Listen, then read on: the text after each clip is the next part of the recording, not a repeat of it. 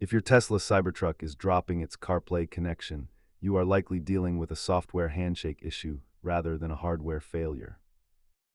Data shows that 85% of these disconnects are solved by a simple system reset or a firmware update on the phone. Let's walk through the diagnostic steps to get your infotainment back in sync. Start with a soft reset by toggling airplane mode, followed by a full reboot of your Tesla's main display using the scroll wheels. Active VPNs are a common culprit, as they interfere with the local Wi-Fi network CarPlay uses to stream data.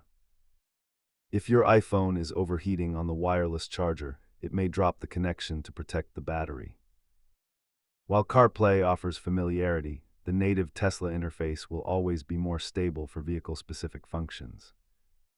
Stability significantly improves with newer iOS versions, so ensure your phone is completely up to date. If the drops persist, a total network reset on your iPhone followed by a fresh pairing is the ultimate solution. Keep a high-quality cable in the center console as a backup for when wireless interference is too high. Remember, in a software-defined vehicle, most glitches are just temporary handshake errors. If these steps helped you get back online, hit that subscribe button for more Cybertruck troubleshooting guides.